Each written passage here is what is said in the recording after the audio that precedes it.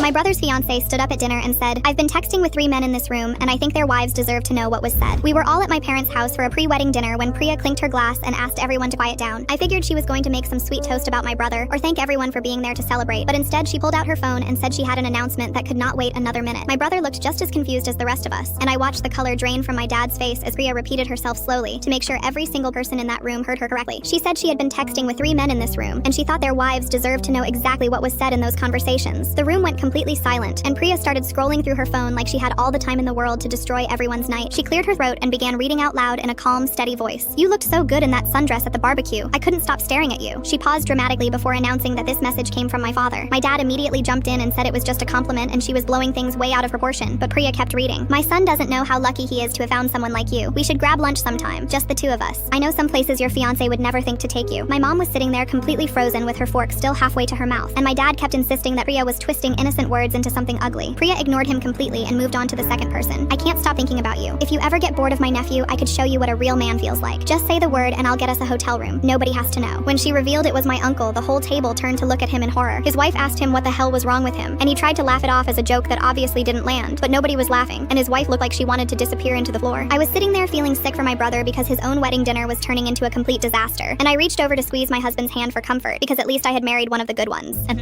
that's when Priya announced there was still one more person she hadn't revealed yet. She looked directly at me with something almost like pity in her eyes and said she was sorry, but my husband had also been part of these private conversations for the past 3 weeks. I yanked my hand away from him so fast like his skin had burned me, and when I looked at his face he wasn't even denying it. He just kept saying it wasn't what I thought and begging me to let him explain, but I couldn't even look at him because I felt so stupid for trusting him completely. My brother put his head in his hands, and my mom finally snapped at my dad that this was all his fault somehow for raising sons and nephews who couldn't keep their eyes on their own partners. The whole room was falling apart, and Priya just stood there watching all of us turn on each other like she was conducting an orchestra of chaos. She finally held up her hand and said she wanted everyone to see the actual full conversations before anyone made any permanent decisions tonight, and she placed her phone flat on the table and told us to come look for ourselves. I walked over expecting to see proof that my marriage was a lie, but when I looked at the messages, everything flipped completely upside down. My dad and uncle's conversations were exactly as disgusting as Priya had read out loud, but my husband's thread showed Priya initiating every single flirty message while he shut her down repeatedly and told her to stop because he loved his wife. Priya explained that she had tested all 3 of them on purpose because her own father's cheating destroyed her family when she was young, and she needed to know what kind of family she was marrying into before she said yes. My husband was the only one besides my brother who proved he could be trusted. My mom turned to my dad with ice in her voice and asked if he had anything to say for himself, and he actually looked her dead in the eyes and said, "Maybe if you still looked like you did 20 years ago, I wouldn't have to look elsewhere." My uncle's wife ripped off her ring and walked out the front door without a word, and I grabbed my husband's hand and held it tight because he was the only man in that room who deserved it.